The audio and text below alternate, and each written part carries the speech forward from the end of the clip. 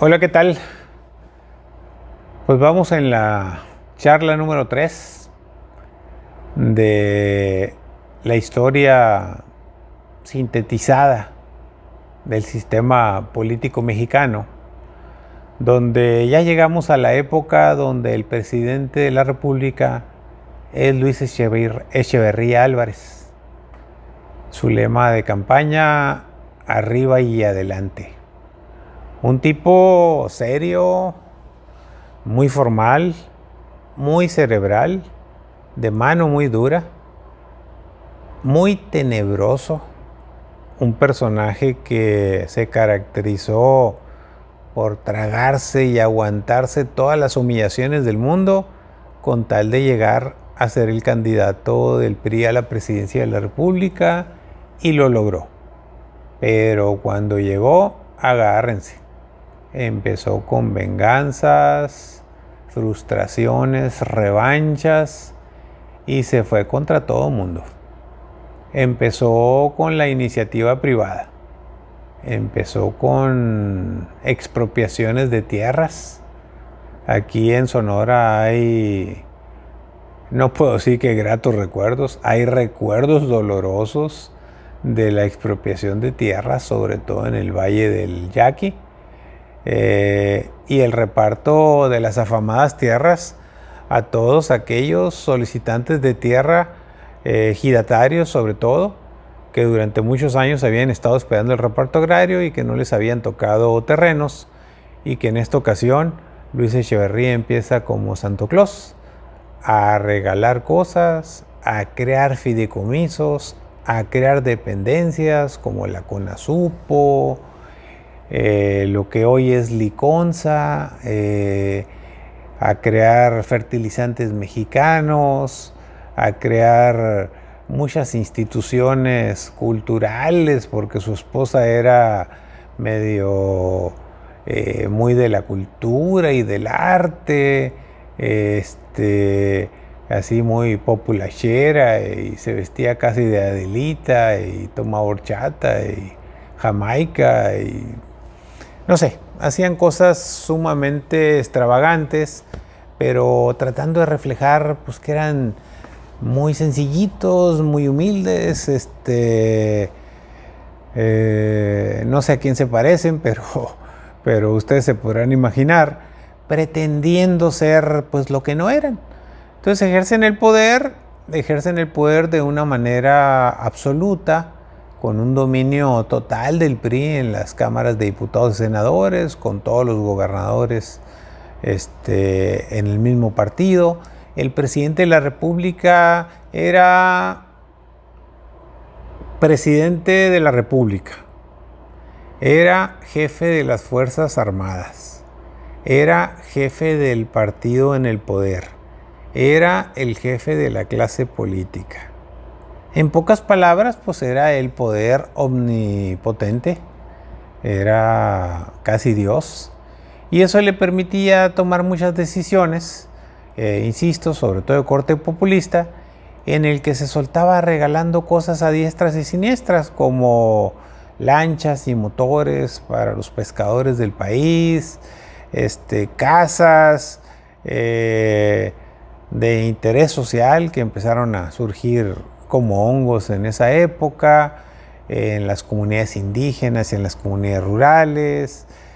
Se dieron cientos y cientos de decisiones que intentaban ganarse al pueblo, al público, al elector, que trataban de ganarse a la gente por la vía de las dádivas, los acuerdos, las becas, las comisiones mixtas y toda una serie de prebendas que implicaran el que la gente estuviera con el presidente de la República y con su partido a su lado.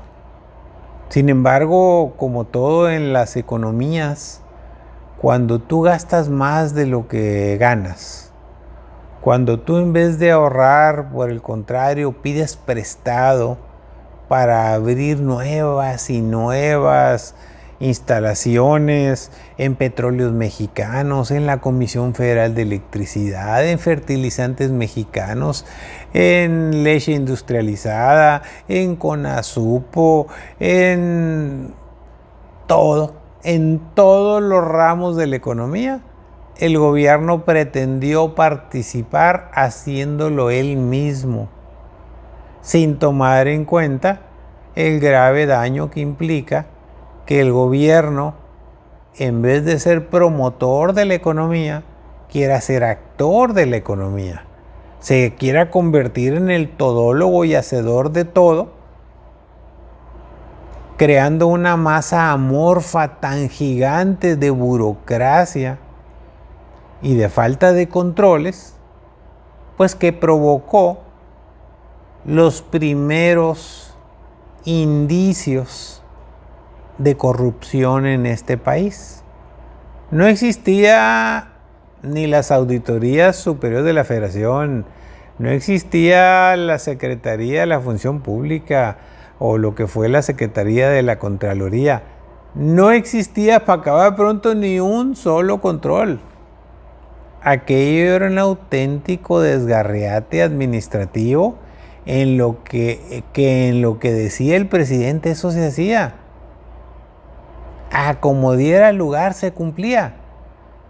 Y resolvían las cosas, insisto, haciendo fideicomisos, creando dependencias, poniendo a todo mundo. Y la maquinita de hacer dinero por el otro lado de la Secretaría de Hacienda, todo lo que daba.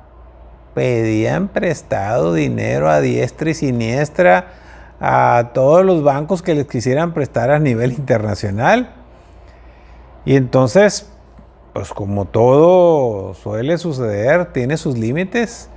Tú suéltate invirtiendo en regalar dinero a la gente. En vez de fomentar la cultura educativa y tecnológica, de enseñar a la gente un arte, un oficio, o como dicen, enseñar a las gentes a pescar, no a darles el pescado, pues suéltate regalando el dinero y suéltate, vuélvete loquito en la economía gastando de más y vas a quebrar, como quiebran las empresas, como quiebran los negocios. Pues Luis Echeverría lleva a la quiebra económica al país. Pero como su compadre, su secretario de Hacienda, José López Portillo, le daba por el lado, a todo le decía que sí, señor presidente. Recordemos pues que era omnipotente, más grande que un rey, más grande que un emperador. Pues entonces luego su compadre fue el agraciado del candidato del PRI a la presidencia de la República y le toca una época convulsionada por el desorden, por el desgarriate. Ahí fue cuando nombra jefe de la policía de la Ciudad de México a un sonorense, el Negro Durazo, de tristes recuerdos, aquel que hizo un Partenón por allá en Guerrero. Y es cuando se dan grandes, pero grandes pasos en la ruta por la corrupción de este país, que no tienen límites, que no tienen controles. Y se llega al absurdo de que López Portillo, que se convierte en el presidente de México, pues empieza no solo a mal administrar el país, sino a tomar decisiones fuera de todo sentido. Ahora sí, enfrentadas y criticadas por los empresarios y por la gente que entiende de economía, pero al presidente no le importaba. Él seguía hablando de los grandes nuevos yacimientos del petróleo. Él seguía gastando dinero a manos llenas, aunque tuviera que renegociar la deuda externa. Y pues se vinieron, como se tenían que venir, las grandes devaluaciones del peso frente al dólar. Se vienen los grandes problemas del cumplimiento de los compromisos contraídos por él, por López Portillo y por los anteriores presidentes, de tener que pagar cosas y no tener dinero. y se empieza la economía a complicar. Se empiezan a tratar de poner algunos controles para evitar la fuga de capitales y las grandes devaluaciones que llegaron a números, una locura. Los jóvenes de esta generación jamás me entenderían si les digo que a veces se devaluaba en 100% la moneda. Es decir, de 12.50 se fue hasta 150 pesos, un dólar. Eso valía 150 pesos y luego se fue a proporciones mayores.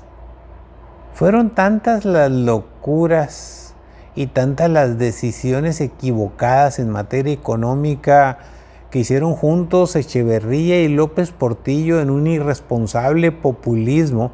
Incluso López Portillo llegó al grado de nacionalizar la banca.